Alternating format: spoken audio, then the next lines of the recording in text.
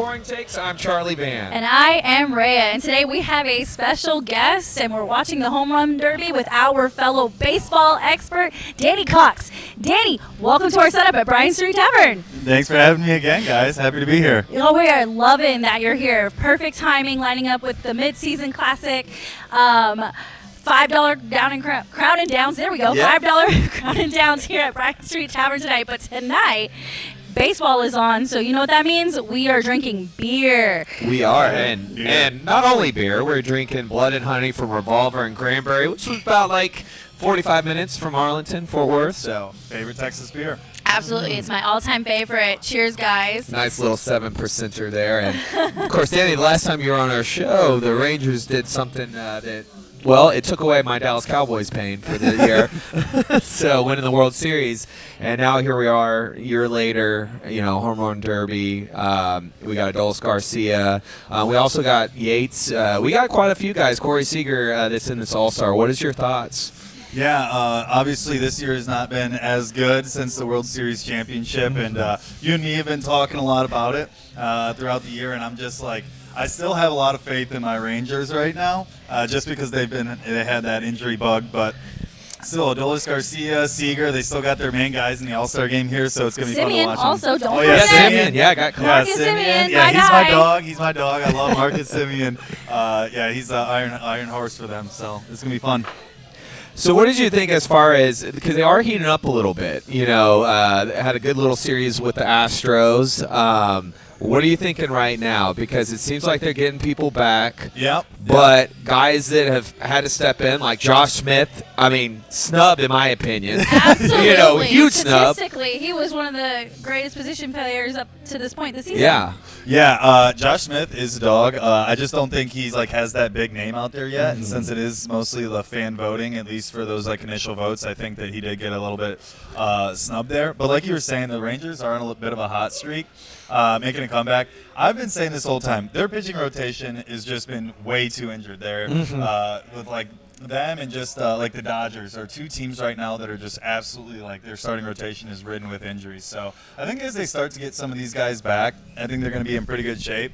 And if they do decide to sell at the trade deadline, I think a lot of these veteran starting pitchers, they could get a good return for them. So if I was the Rangers, I wouldn't worry too much right now about having a down year or not be doing too good. Because if you don't think this is your year and they decided to sell, they have some veteran pieces to sell. But if they do want to go for it, they have a few guys coming back off injury. Is Scherzer and DeGrom's coming back. And Evaldi's been great. So I think that they do have a good chance to make a comeback here. What is your take on the AL West as a whole? We saw Houston also have a very, very slow start to the season, and now they're currently in second behind the Seattle Mariners, who have pretty much been wire to wire the division leaders at this point. Yeah, I think that the Mariners are going to kind of choke towards the end of the year. Isn't that what they did last year? It seems to be what they always do. And I think a lot of their main guys, their starting rotation is legit. Yeah. I will give them that. Their starting rotation is their bread and butter. That's what's going to get them there. But Julio Rodriguez isn't having a great year. He is a great talent, so it's kind of sad to see one of the bigger names in the sport not have a good year. So I'm hoping he has a comeback here, but I really just don't think that they have a full team. I think the Astros have winning down. They figured it out. They get into the playoffs and they're going to do something. So I really think, unfortunately for Rangers, but I think the Astros are going to come back and seal it up at the end of the year. But I still think the Rangers have a better team than the Mariners. Yeah, let me remind you, Houston did win the division last year, but they didn't win the World Series. That's a good point. Well, and I know you mentioned a guy that you've been high on as a pitcher, and you cannot wait till he gets his chance to really get to play, and that's Jacob DeGrom. What makes him so special, and what excites you the most to see him on the mound, and especially post, unfortunately second Tommy Johns, but do you still think even at a 75-85% he's something special? Yeah, DeGrom is the best pitcher I've ever seen play baseball. There's nobody else that can just dot triple digits on the corner consistently with a low 90s slider. He's just constantly around the zone. He has more control than any guy throwing the same velocity, and he does it with kind of ease.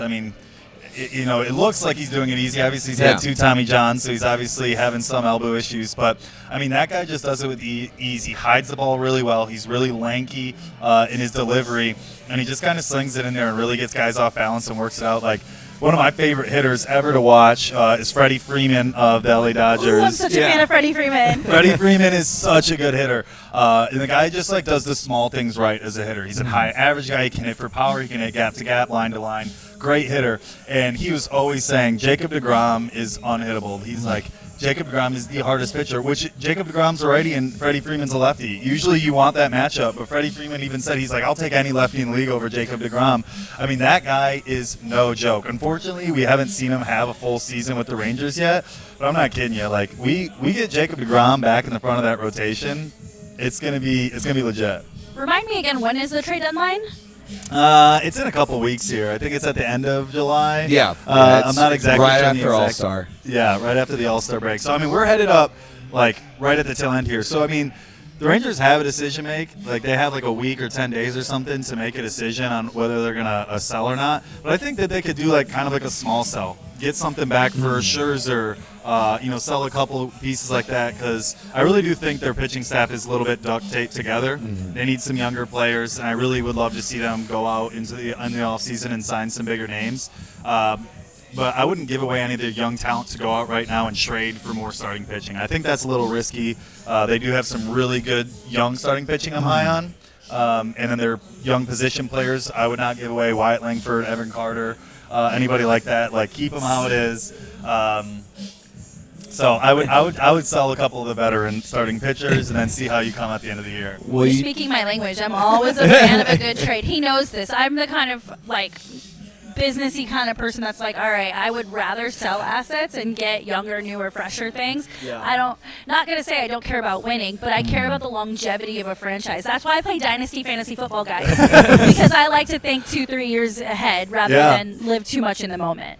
Well, and Danny, you mentioned another name that you were also very high on before, I mean, really coming into this fall and talking about coming out of college, not only having you on for your baseball knowledge, but it contributes because you played at the college level. Wyatt Langford coming right out of the University of Florida and just really being able to dive in. How impressive you've been with him, and you called it kind of early, I remember. Oh, yeah, we had that conversation. We have it on film, guys. Wyatt Langford's swing is too good to fail. It's simple as that. I mean, the jump between AAA pitching and Major League pitching is insane. So it's kind of to be expected. Like, it takes, like, it's a lot to adjust. Not everybody can come out, out of the minors and then just start nailing starting pitching in the majors. So it did take him a little bit to adjust there. It took him a while to get his first home run. His first home run was an inside the Parker. It took him a while to get one over the fence. Oh, my God, yeah. Didn't he also recently hit for the cycle? Was that a week ago? Yeah. God, and what a so, gem. that guy is like, he's such a big talent, though. I'm really, really excited to see what he does. But I think he's just going to continually get better. We saw the same thing, actually. We just saw Bobby Witt Jr. up on the screen at the Home Run Derby. He actually started the same way as Wyatt Langford, if you kind of remember the early, year. Because I think he's in his third year now. His first year, he was slowly progressing. He was a 250 hitter with 20 bombs, 20 stolen bases. But he started off a little, slower in the lower 200. But he just kept progressing. And now he's, one of the best players in all of baseball. In Bobby Witt Jr., true five-tool guy. I think Wyatt Langford's the same thing. Fast, strong, can hit for average, is a good defender. So I'm like, Wyatt Langford's a five-tool guy. I just think it's going to take him a little bit to start getting acclimated to this Major League starting pitching. It's a faster pace of play. You play way more games, so it's, different to just stay in a routine. This is all, I think people jump on younger players a little bit too soon. Because 162 games is a full-on marathon. It's a lot. Yeah. It's the longest season of professional sports. Exactly. So it's not common in any other sport to play this many games and have to be day in and day out, be ready to play baseball. So I think that's an adjustment for anybody, and making adjustments on the fly as a hitter is really tough, and especially when you're facing guys that are such a high caliber. Imagine facing guys on Jacob deGrom's level every other night is just man, it's just crazy. So I think that he's going to start heating up this year, towards the end of the year a little bit more, but I'm really excited to see him play next year. Well, we got Bobby on the mound right now, or at the plate. Sorry, at the plate. Shout out to Bobby, by the way. He's from Colleyville, right here in the Dallas-Fort Worth area. So good to see him, there at Global Life, and he's looking to heat up here. So how fun is it that Arlington is hosting all the All-Star festivities this week? Danny, you had a chance to go to all the events this weekend. You did the I went to the Futures Futures game. Yeah. You did the Celebrity Softball game. Tell me about your experience out in Arlington and enjoying these All-Star festivities. Yeah, so on Saturday, you pretty much get a ticket, and you watch the Futures game, all the young up-and-coming stars that are all just minor leaguers right now before they head to the MLB. So a lot of the all-stars that are playing now, they were in these future games, or they won the MVP of the Futures games, so they were featured in these games. So I was really excited to see them because I follow a lot of these younger players, and I'm excited to see what they can do on the major league field. But then also for the first time, they did a skills competition after the Futures game. So it was really kind of cool to see them. So there's 4 players selected from the NL, 4 from the AL, and they did a bunting competition. They had like a target out there, like a bullseye That's target. so cool. And you had to bunt it in the target. Then they split it up into like 3 sections of the field. Like you had to hit it to left field, center field, and right field, and you get points for like calling your shot. It's like horse, but baseball. It's horse, but baseball.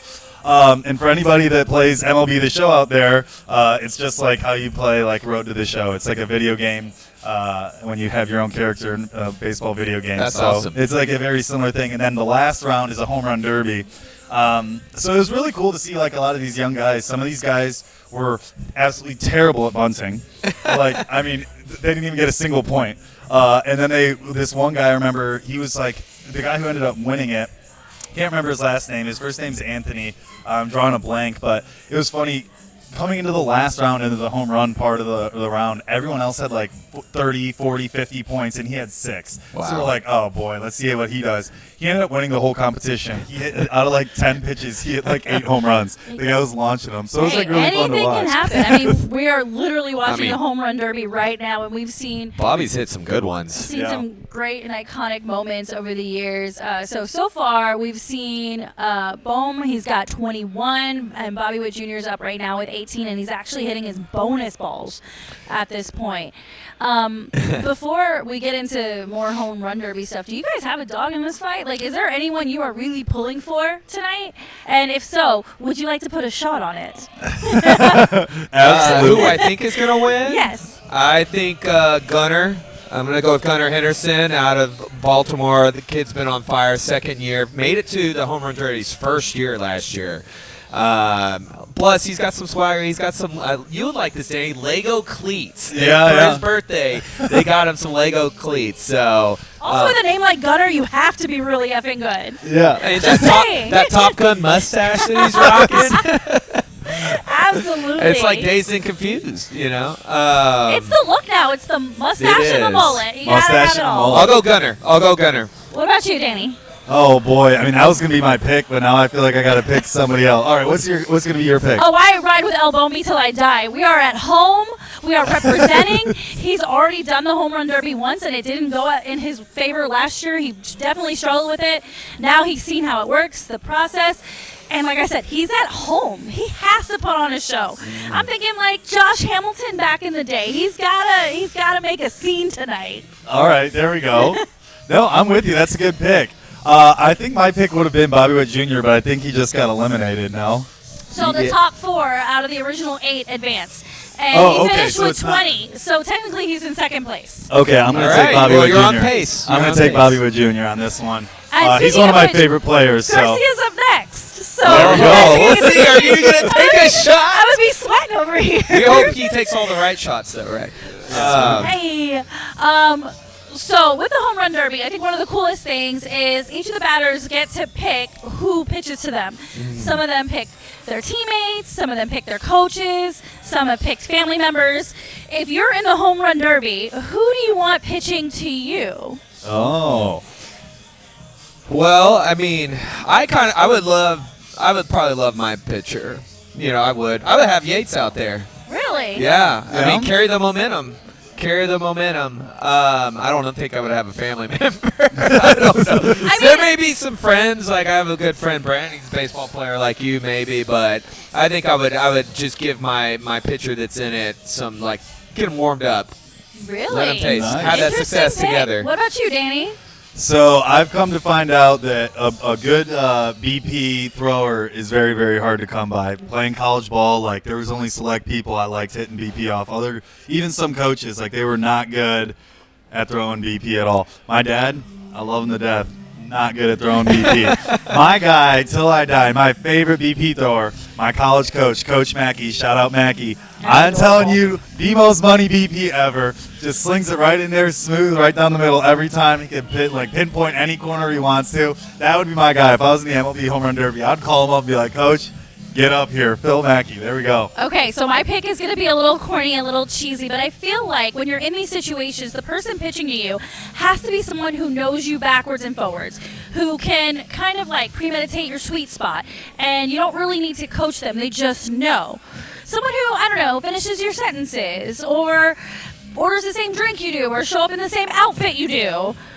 That's right, friends. It would be you. You would be All pitching right, to me. There we go. No, seriously. I thought you were going to say Corey Seager for some. I was thinking, No, I really, I truly believe it. I think it's adorable when these players choose their fathers because I think those are like some of the most iconic, sweet moments and kind of successful. I think it's adorable, but also there's like money on the line for this if you win. I'm sorry, my dad's not good enough at throwing BP for me to choose him. I'm just saying. I'm trying to win this thing. Someone who I'll knows keep it you right really at the well. bat. I'll keep it right.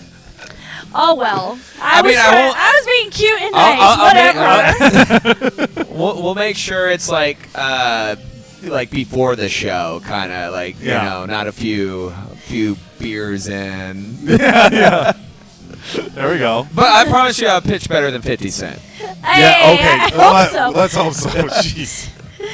Oh my goodness. All right, Adolis Garcia finally got on the board here. He's got two now. He's got two. He's looking to bring that El Bombay. Oh, please do. He's got to find his stroke here. It's about catching a rhythm in the home run You know what? derby. I'm sure someone like Aldis doesn't have a problem finding his stroke.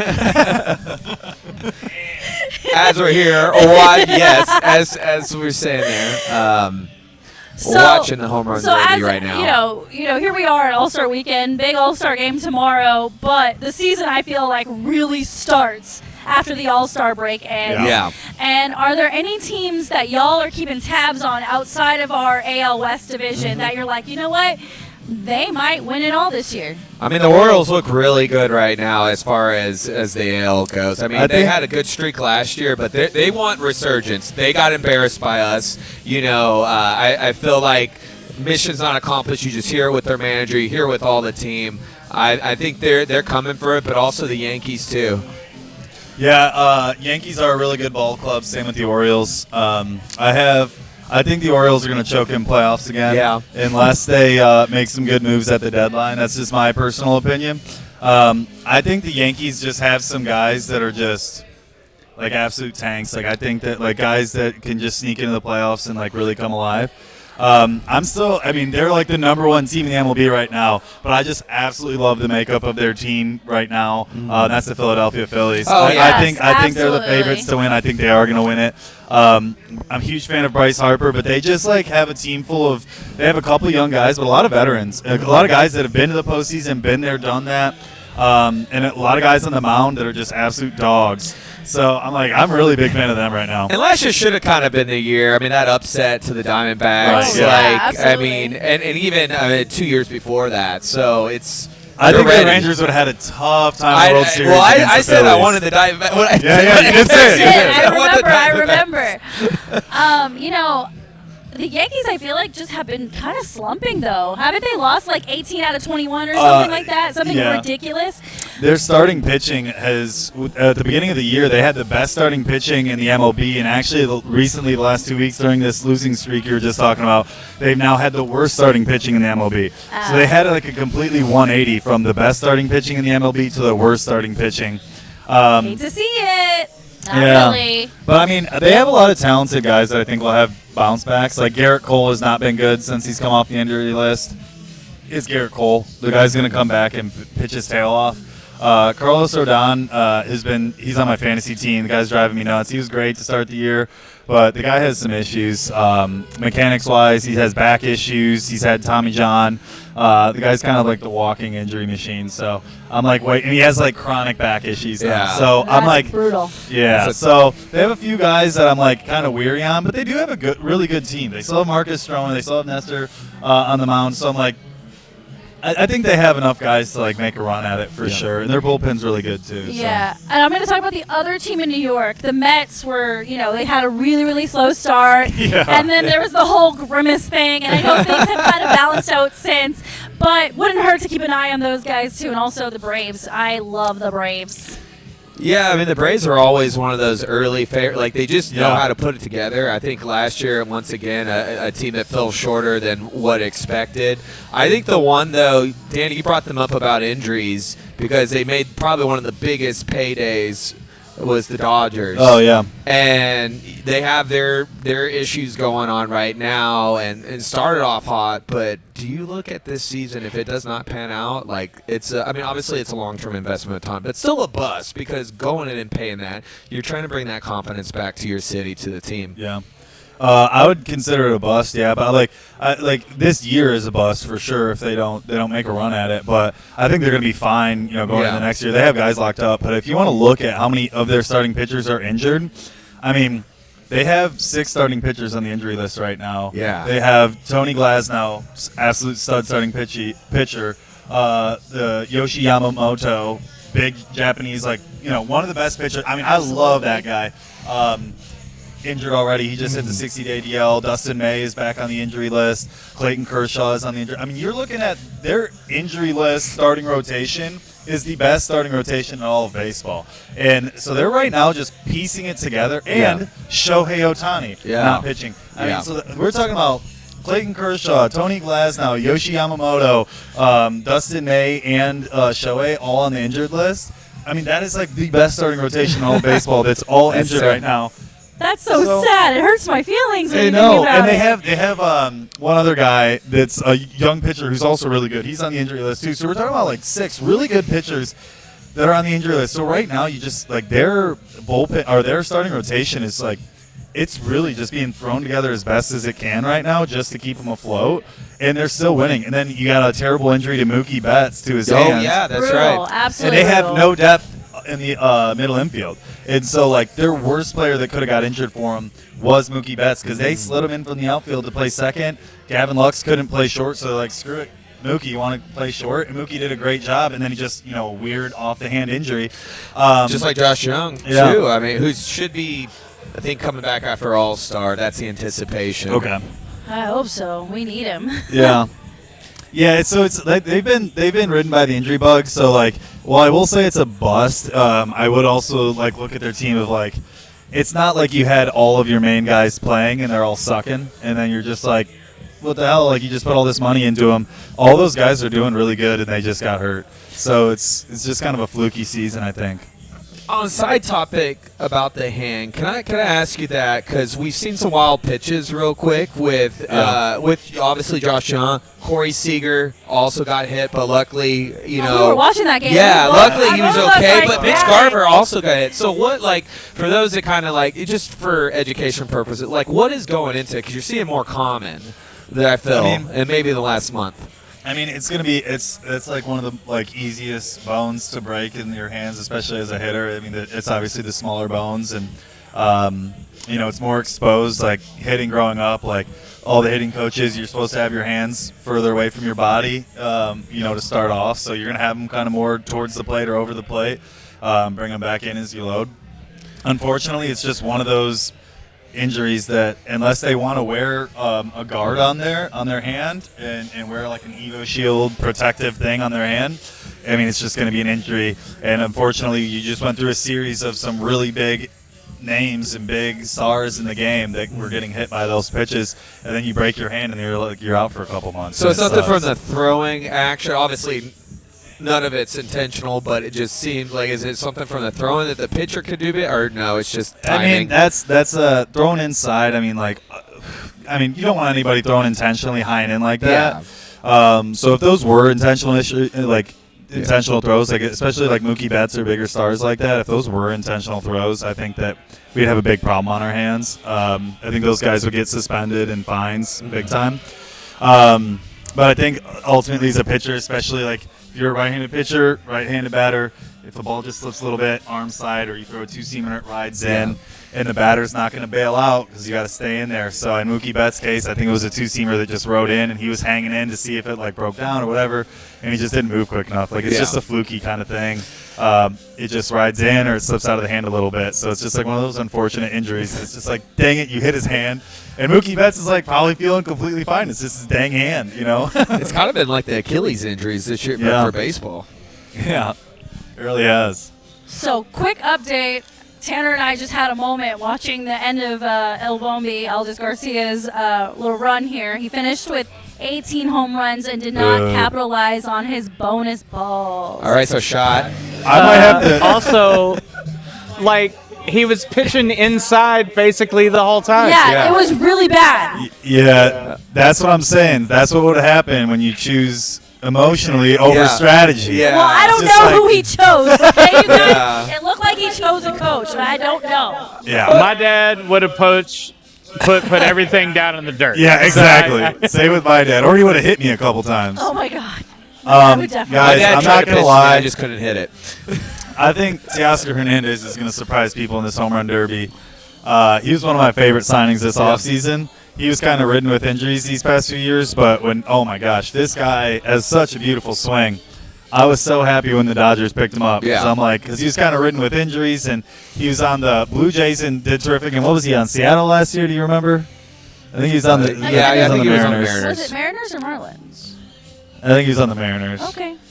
I don't know. But Eventually, yeah, it he's- all looks the same to I mean, me. he has such a good swing. He's one of those guys. Yeah. It's so good he can't fail. Same thing like Wyatt Langford. Like you just look at some of these guys and you're like, it's way too good. It's way too good to fail.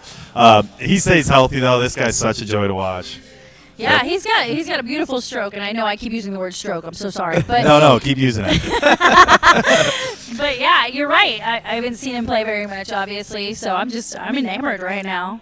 It's like butter. Yeah. When she means enamored, like she's sober, but I said enamored. oh, okay. I'm hammered. I love it so much. It's an SAT She's word. been grand slamming these. Drink. I can't. that's too funny. I cannot. You can. It's positivity. Oh my goodness. So I think that. How do you guys feel about Pete Alonso in this competition? I mean, it's He good won for the last year, Mets. right? No, Or not the year last year. He before? won like 2 years back to back. The 2 That's years what prior. it was. Mm-hmm. He's like really, really big on this home run derby. Yeah. Like this It's is his his moment. Yeah, this is his moment. been waiting Polar all Pete, year. baby. Polar Pete. I mean, you can never count this guy out. Yeah. He like trains for it. He had a whole like routine leading up to the home run derby. He like posted last year of like his exact strategy. Like, he has like a I printed love out this. strategy of what he That's what eats, it where he should wakes be. up, what he does. Yeah, this guy is Okay, like but my key hardcore home run derby. question, my key question is, will Grimace be pitching to Pete Alonso? I hope so. I really hope so. Either that or Frank the Tank from Barstool. Because if you know Frank the Tank, I mean, he wants his Met guys to do well. Oh, there we go. The Mets. Yeah, see. I mean, do you guys think Pete Alonso is going to get traded at this deadline? There's a possibility. I mean, The Mets are making a little bit of a comeback there, but I'm still not a fan of their team at all, to be honest with you. well, they're going to do what they're going to have to do at ASAP. They Yeah. can't have just a little glimmer of hope. I mean, how Yeah, their last owner year Steve went. Cohen, Yeah. he's the type of guy that's willing to shed some money to make sure that they have a team. Well, didn't he blow a lot of money to build this team? Yeah. He's still blowing. I mean, he's still paying Scherzer and Verlander like a buttload of money. Oh, yeah. Just truckloads of money. I mean, he's between the both of them. I mean, he's probably paying like $60 million right now. It's like the 50 Bobby million. Vanilla thing. Yeah, he's paying a ton of money. Whatever. Bonilla. Happy Bobby Bonilla Day. 2 weeks ago, yeah. Yeah, I Bonilla, mean, my bad. it's kind of like the Russell Wilson deal too. And Well, you Shohei know, Ohtani's about to do that, coming out for this contract. I know. That's right. The 10 years deferred or whatever it is, oh right? man, I want his agent. Like, Well, he's just- only getting paid like $1 million or $2 million a year for the rest of his playing career. He's just getting paid $68 million a year after that. Hey, you know what? Hey, I'll take it. you're seeing a lot of this in basketball too. The Jalen Brunson contract that was just Yeah. signed, for example, guys are willing to take a pay cut for the opportunity to win. Yeah. Do you think that is going to be a more common thing we see with these megastars that I mean- could have the big If the contracts? clock is ticking, too. I think maybe. I don't think so, to be honest with you. I think too many of these guys are just going to want the big contracts. I think you'll see it occasionally, but I think majority of the time you're going to see guys going after the money.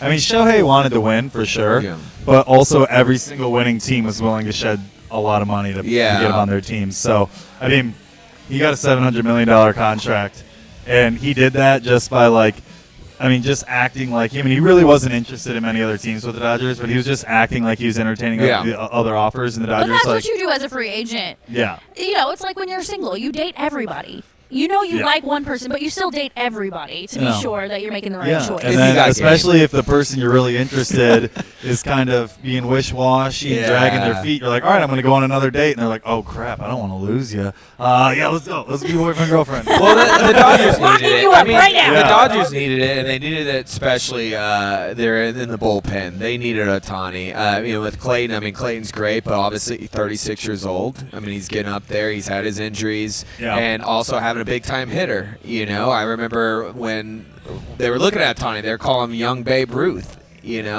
So, you have that power, and you got that pitching, too. So, they needed that X factor.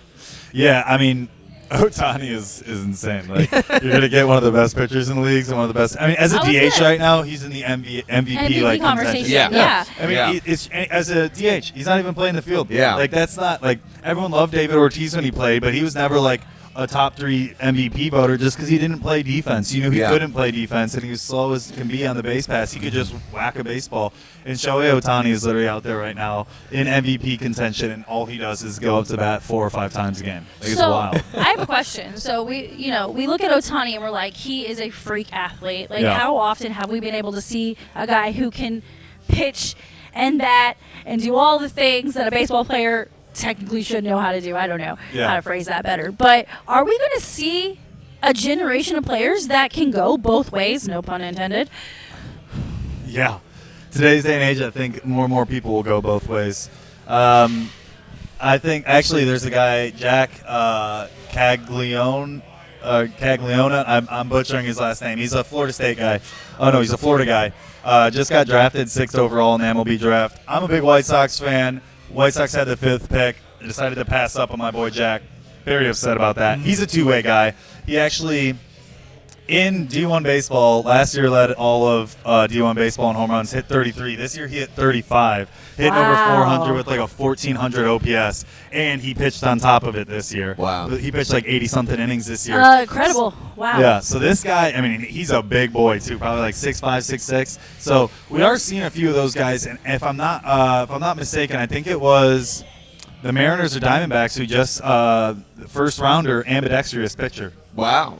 So he pitches in the 90s, both right and left-handed. That's I'm like here in for boxing, it. being able to switch between southpaw and orthodox, and Yeah. it's a good strategy.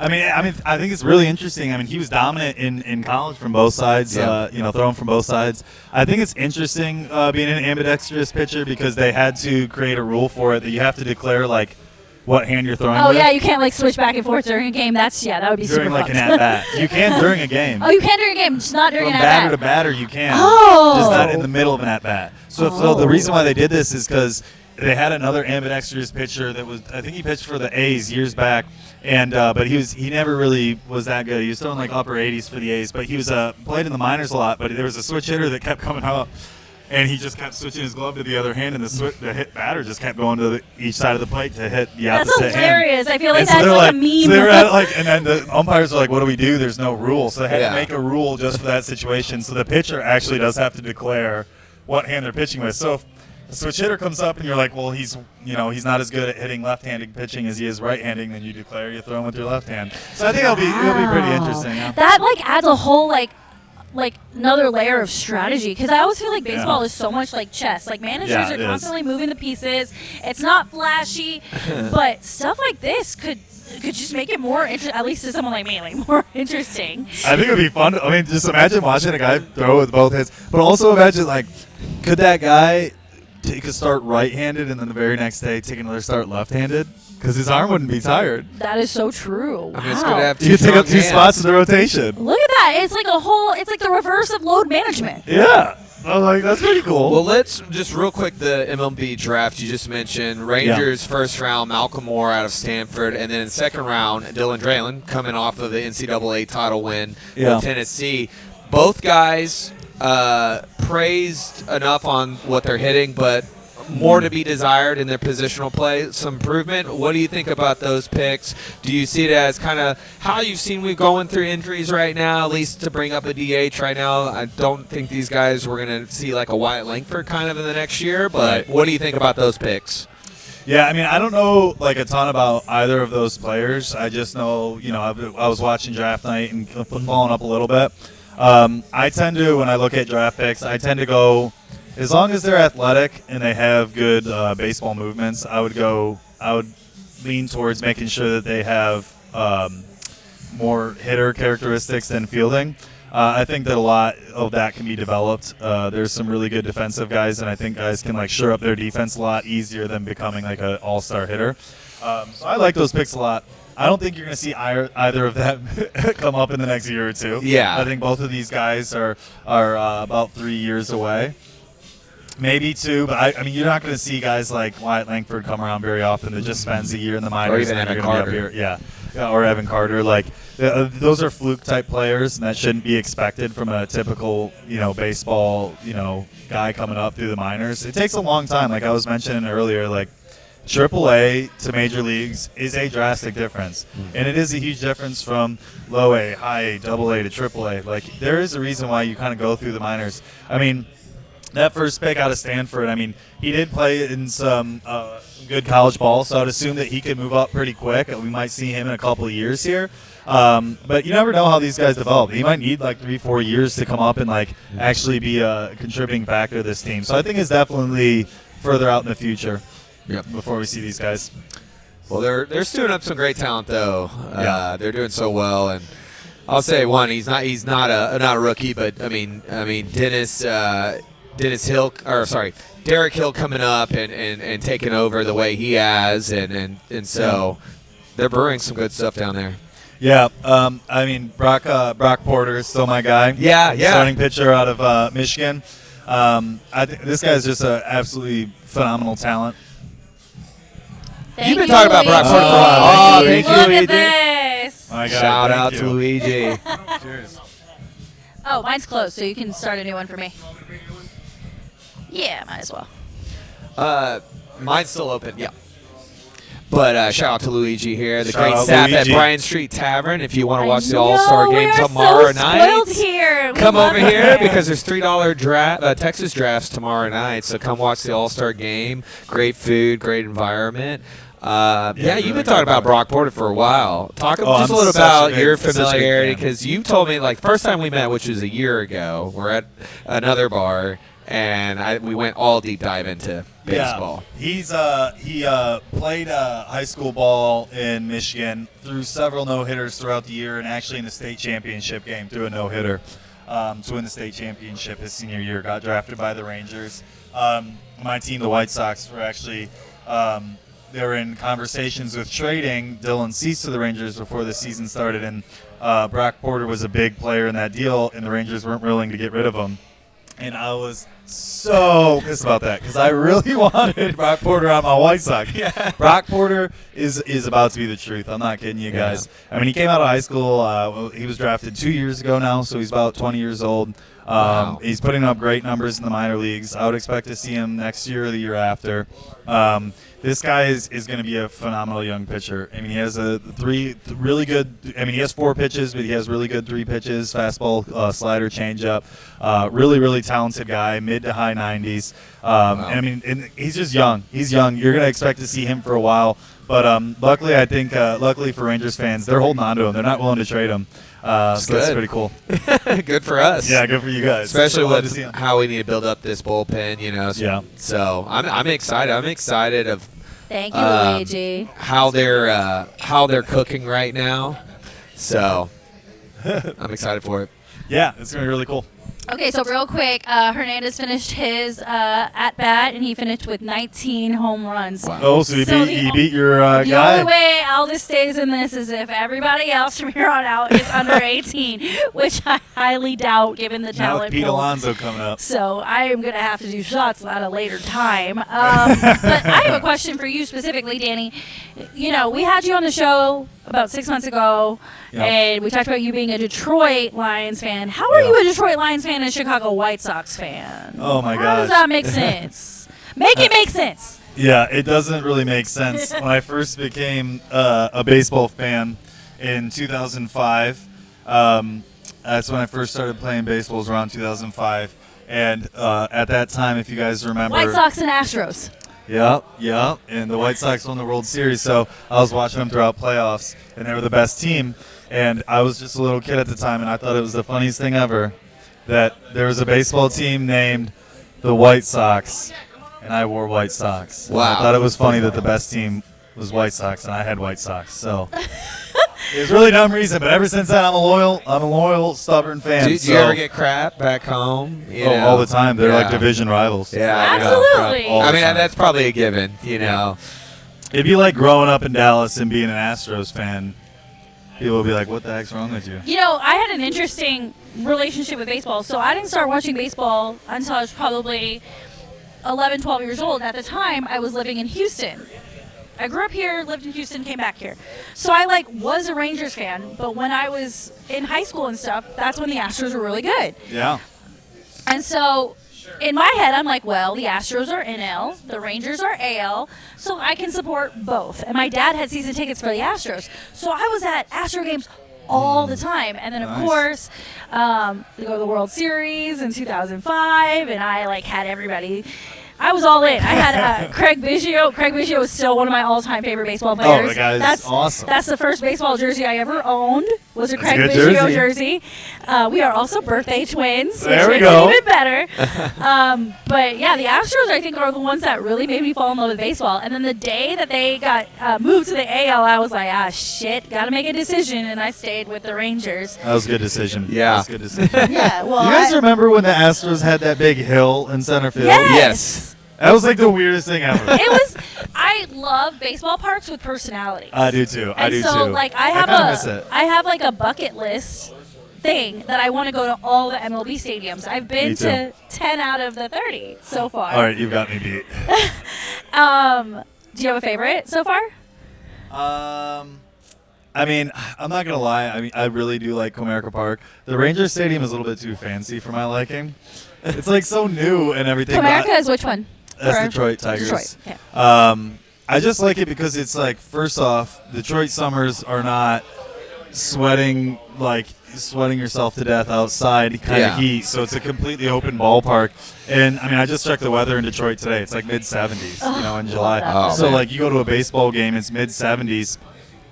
Stadium's completely open in the heart of Detroit. You got the GM building right behind the stadium, on the outfield and everything. So you get the view of the Detroit, and it's completely outside. So I mean, a lot of the times, even when Detroit was a really bad team, you just go and grab beers with your buddies and just walk around the stadium because tickets are $5. So I mean, you That's just pretty go awesome. there just for a vibe. I really love that stadium. Okay, but that's I what like I like. Wrigley a lot. That's what I like Wrigley about is a nice baseball. stadium, too. Baseball is one of those sports where you don't really go for the game. You go for the environment. You go to walk around the stadium, have beers with your buddies. You go and see things. And Wrigley's great for that, by the way. It's I mean, I've only been once, but going in, it was magical. It was just chills. Well, it's a national landmark. I haven't been to Wrigley. In fact, I went to the White Sox stadium. Oh, really? Chesapeake? Same here. Was it That's back when it was sad. U.S. Cellular or Sorry. was it guarantee rate yet? It was before it was U.S. Cellular. It was a different cell phone. Chesapeake's the new one, right? No, Was it's guarantee rate. It's Kaminsky or something Oh, like that. Kaminsky, not Chesapeake. I want to say Sorry, it was. Yeah, I don't want to say. Kaminsky. I think I thought it was Kaminsky or Kaminsky's now, I think. Maybe it was no, it's U.S. guarantee rate. Oh, it's guaranteed, but it was guaranteed. Kaminsky. At the or time, something it like was that, I it was can't a cell Too phone. many name changes. It was a cell phone company. Yeah, that U.S. had Cellular. It. U.S. Cellular. Yeah, this was summer 2012 when I went. Oh, okay. Yeah, Can it I was US kind of Cellular. quickly date myself? I don't mean to cut you guys off, but Pete Alonso. Oh, yeah, no, It's it's not his having a trash. good time. His strategy is not working. That Listen, blueprint. No, You know what? I hate to say it. Grimace is not pitching you guys. No, I'm not kidding you. Was he using Garcia's blueprint? This is his own pitcher, and this guy sucks. I mean, He should just grab Scherzer. yeah. I'm not kidding. I'm not kidding you. This pitcher is screwing him. He is not giving him anything to hit. I mean, this is like bad. A good BP pitcher is like a lot more like it's a necessity for a home run derby. I was just say when I was luckily old enough to have been able to watch Nolan Ryan at the old stadium, which Wow, was you are old. crazy. Yeah, Thank you are old, thank geez. you. The dust is coming off me right here. I thought that was laundry detergent, but it's dust. my age. But it was cool. But I am so happy that they kept the old ballpark because the aesthetic of it. I mean, I don't miss 104-degree nights. Yeah, that's insane. But if you go in there, it's beautiful. And a great thing about it, for those that don't know, is it did take from other ballparks, like imagery from back in the day. So it's cool. But I will say I do like sitting in AC. Yeah. So I will tell you guys, for me, the coolest stadiums I've been to, I would say Minnesota is one of them. Minnesota. Minnesota, I haven't been there. you can see the literal Twin Cities. Like Yeah. the backdrop and like the outfield, you see Minneapolis on one side and St. Paul on the other, and it's absolutely Is beautiful. that Target Field or what is it called? Yes, yeah, Target Field. And just like Detroit, you got the 70, 75-degree summer Yeah, days. there It you go. is absolutely gorgeous. And I would say my favorite of all time is actually Seattle. Seattle, really? Seattle. It's a good one. So it's in the city. It's downtown, and the sunset over the stadium is one of the most beautiful, breathtaking things I've ever seen in my entire life. I don't know if it's that Seattle air. I don't know what it is, but it was just so like aesthetically beautiful. That's crazy. Yeah. It's nice. I haven't been to a game, but I was there in October because they both, season. No, they probably were on the road. They were on the road, but just seeing from the outside, that area, it's so nice. Of course, you got this T-Ox Lumen field is right next there, but that field looked really cool. I want to go to Coors. Yeah. Coors, Park. yeah, that's I on got my to see the bucket list outside also. of it, but Fenway is on my bucket list. me too. gotta go to Same. Fenway. I've been in Boston so many times. I actually was in Boston one year when the Rangers were there. Oh, man. And I was on a work trip, and they were like, they gave us a choice. They were like, do you want to do this fancy dinner at this super nice restaurant, or you want to go to a Red Sox game? I'm the only one that voted for the Red Sox game. Oh, boo. That sucks. That does suck. It does. And on the note of sucking, Pete Alonso just finished his sucky round. Really disappointing. It is so disappointing. Grimace 12 home runs. pitched. 12 home runs Where for Pete was Alonso. Grimace? I Or think Frank the Tank, listen. come As on. much as I'm disappointed in Pete Alonso, I'm even more disappointed in whoever was throwing BP for him. That was terrible. That was an embarrassment, honestly. I mean, Ugh, just terrible. it's BP just another right there. sad thing for Mets fans to watch. Yeah, You another know. sad thing. Oh, So- that's a good conversation topic. Which baseball fandom group do you feel the most sorry for? Sorry. I am Canadian. Oh, I have been to the Blue Toronto? Jays Stadium, by the way. The Blue Jays Stadium Toronto? is dope as fuck. Probably Tampa. Yeah. Because it's terrible baseball, and they just cannot. Oh get it my going. God! Let me tell you about my trip to a Rays game. Okay, let's hear it. So I went to the Trop 2 summers ago. Okay. They were playing the Yankees, and my family is originally from New York, of all places, my dad's side. And so my grandfather is the biggest Yankee fan, All and he right. lives in Florida. He lives in Boca Raton. And at the time, my parents were living in Tampa. Uh-huh. And when I was there, the Yankees happened to be playing the Rays, and so I called my grandfather and I said, hey, if you're willing to drive, 2.5 hours or whatever it is, I will buy the tickets, and then I will go back to Boca with you after the game. And he was like, well, I can't beat that. Like, let's go. Yeah, let's do it. So I look at tickets. You guys, I bought tickets behind the Yankees dugout. Like, I'm talking directly behind the Yankees dugout. for $150 a seat. That's right field in the Rayya Yeah, Stadium right I now. know. Whole life. Absolutely. And so I'm like, okay, but the Yankees are in town. I feel like these should be more expensive. Then I went to the stadium, and now I know why the tickets were so cheap. Yeah, the stadium's crap. You It's walk like in. going to the A stadium. It's terrible. Yeah. You walk in and it just reeks. Like Really? it smells old and dingy and moldy. Like you have like an instant ick when you walk in. Not good. And my grandfather is the kind of guy that's like, let me buy you all the souvenirs. Do you want a beer? Do you want ice cream? Do you want a hot dog? Like he's trying to buy me things. And the aura of that stadium absolutely turned me off. Like, I didn't want any alcohol. I didn't want anything. Like, it was just like, I don't want to be here. They probably have Wow. Petroffs still. Well, even Possibly. when the Rays are good, They nobody are shows up to good. those games. Yeah, I And know. Nobody I'm so ever shows up to Well, those disappointed. there's games. this playoff series against the Rangers. I mean, it was half empty.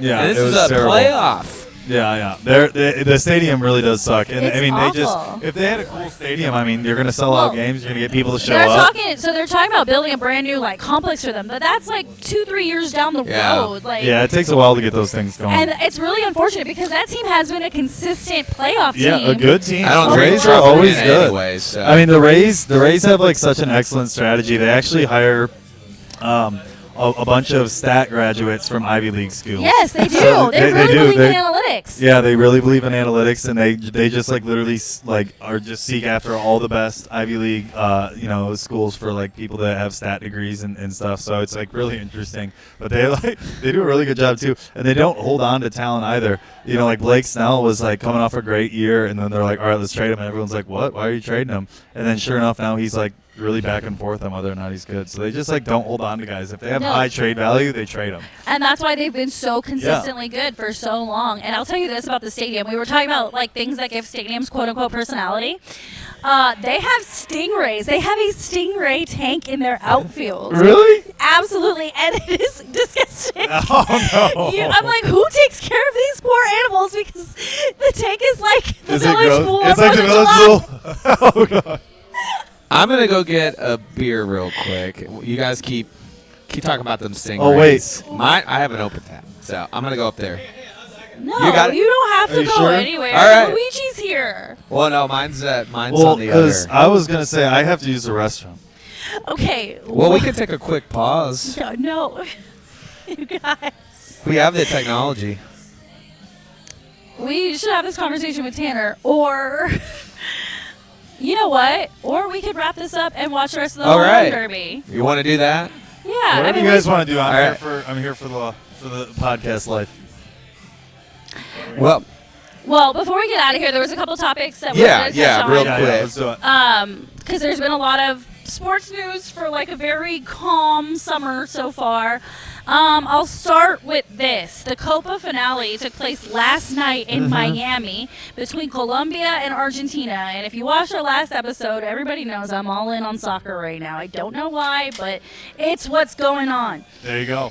But the game was not the highlight from last night. Last night was all about the wild and crazy fans. how everyone got in and they were ventful because they went through vents and like, I mean, it was like a Mission Impossible movie. Like just getting in Did you this. see any like, of this coverage? I haven't- oh man, they're just Oh, it was sneaking in like- through vents to get into the stadium. So the game was delayed 85 minutes because people without tickets were breaching security and they lost, like they had no crowd control. Yeah. So Oh, they had wow. to comb through the stadium and make sure people who didn't have tickets left and people were still trying to sneak in. They were going through the loading dock. They were sneaking through the vents. They Wow. shattered an escalator. yeah, that Wow. escalated fast.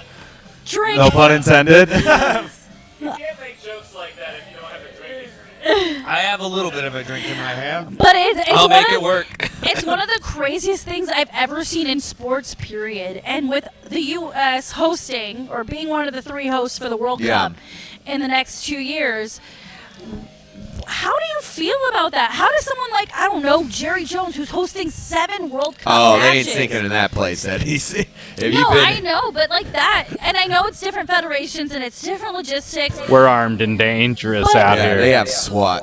But it's absolutely terrifying. Well, that's why some people thought, I just heard, like, was it an inside job? Like, how did people get in that easy? Especially, like, the vent area and that. That was, like, I get kind of the mad rush in the front because you kind of do see that, unfortunately, at places. But the sneaking in through inside the vents, I don't know. Somebody has to let you in on that. I don't know. But it is crazy. It is dangerous. Luckily, I don't think anyone got hurt that I saw. It was a great game, though. Went into extra time. Yeah, the only goal was scored in the 112th minute. Argentina took the win. Leo Messi sustained an ankle injury, but nobody's talking about it because of how wild this is. I know. And one thing I need to point out is the game before this, the semifinal game in Charlotte, the fight between Colombia and Uruguay got really nasty, too. And they're saying it's the Colombian fans are responsible for both instances. But I don't know. I've never heard of this before. No, I mean, I haven't either, but I mean, it's made for a couple days worth of like viral content. I'm sure with, I appreciate it, Luigi. Thank you so much. Yeah, no, I mean, it got crazy. It's something they're definitely going to have to look forward with the Olympics coming up. But definitely, we got the World Cup, like you said, in a couple years. So that is scary. Another not so scary thing, but a little unnerving is today it was announced that John Jones could potentially be serving jail time this year, which puts the UFC event in November versus Stipe Miocic in jeopardy. Charlie Van, if you're Dana White, how do we fix this? Well, that is a good question. Before you guys get into this, do you mind if I sneak out to eat the rest? Yes, you can take a potty break. 5 minutes, though. You got to be back in 5 minutes. Yeah, you're on the clock. I mean, I'm sure it's him and Hunter Campbell. By the way, if you've been watching their behind the scenes on all their like PR and how they're like de-escalating issues and stuff. I mean, they've been good at doing it. I mean, unfortunately, this isn't John Jones, first run in, and actually. The behind the scene when he tore his pec and they told him that he needed surgery, he's like, yeah, usually the stuff I do, he even said it, is outside of the ring, nothing inside. But once again, this is not something good for the UFC. They're going to have a hard conversation with him. Obviously, he could be facing jail time. Even if he doesn't, once again, we're having these conversations, and again, such a generational talent, but it doesn't matter if you can't fight. Yeah, so in my eyes, Madison Square Garden is the biggest venue in sports. It's the Mecca. Yeah. Everyone dreams of participating in some sort of event at MSG. If you can't get John Jones and Stipe Miocic, the next logical thing for me is to bring in Alex Pereira at heavyweight to fight against the winner of Aspinall and Blades. Yeah, because I don't think Pereira, Stipe, Or another rumor dropped today that Conor McGregor and Michael Chandler is looking to be rescheduled in December. Yeah. I mean, for MSG would be better. Absolutely. Because that's where he became champ. Well, not champ. He went up and won the lightweight. That is also where he destroyed the bus. Yes, exactly. Speaking of issues, so that's why, here's the thing. There's a lot of possibilities. I mean, Pereira versus Aspinall, Curtis is very intriguing to me. Conor. But there's a lot of matches you can make in that. I mean, hopefully we get Jones and CP only because the time is ticking. I know Jones, I think his birthday's this month. I know it's coming up, and he's going to be 37. Yep. Stipe's 42, 43. Time, I could see both guys riding off to the sunset after they fight. Yeah, and honestly, I don't want to see Stipe unless it's John Jones. Yeah, it's the only fight that makes sense. So there's no reason for Stipe to live his perfectly happy life. Leave it, not live it. Sorry. Yeah. Leave his perfectly happy life unless it's for John Jones. Yeah, he's doing great things. He's a good guy. firefighter. He's got an OnlyFans. He does. And it's not what you think. No. And he's gonna go down as one of the best All right, heavyweights. welcome back, Danny. All right, Danny. Welcome back. See. All right. Well. Well, as we wrap this thing up, I got 2 programming notes here. All right. Here we go. Next week, we are going to have a couple special guests. Fury Fighting is going to be coming to Dallas, Texas on August 2nd, and we are going to have a few guest stars from that fight card coming to sit down with us and chat through their fight journeys, get to know them a little better. Oh, nice. That'll be fun. Yeah, and Fury FC feeds directly into the UFC, so these are your stars of tomorrow, and we're going to be so excited to sit down and have them on our next episode. And guess what? For the first time in Pouring Takes existence, we are going to have a watch party. Heck yes, we are.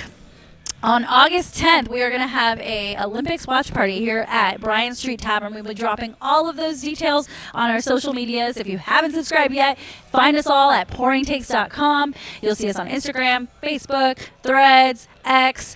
You'll get all of the details to come out to Bryan Street Tavern, have a drink with us.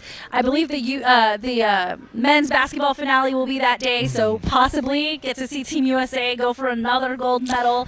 Loads of track and field events. Breaking. Oh, I'm ready for breaking. Oh gosh. I may break that is during Charlie's it. sport. But go. you know, it's the Olympics. It's the Summer Olympics. Only happens every 4 years. Let's have some fun with it. We look forward to seeing you guys out here. And like I said, we'll continue to drop more and more details as they become available. Well, Danny, thank you so much. It's always a pleasure picking your brain here. And thank you again, always, Bryan Street Tavern, for having us. It's fun, and we're going to go on and enjoy the rest of the Home Run Derby for tonight. Yeah, thank you guys for having me. It was a pleasure being back, and I always love talking to you guys about sports, so it was great. Yeah. By the way, real quick, where can they find you? Like my ad? Yeah, like your social media handles. Yeah, my social media handle, I really only have Instagram. It's at Danny Cox, COX _15. I like how you had to It's let not people an know that. OnlyFans. It's not an Yeah, OnlyFans. yeah. you Not my guys. OnlyFans account, it's just my last name. It's COX, family friendly, Danny Cox _15. All right. Well, thank you again, Danny. Thank you again, Bryan Street Tavern, and we will see you all next week. Thank you, everybody.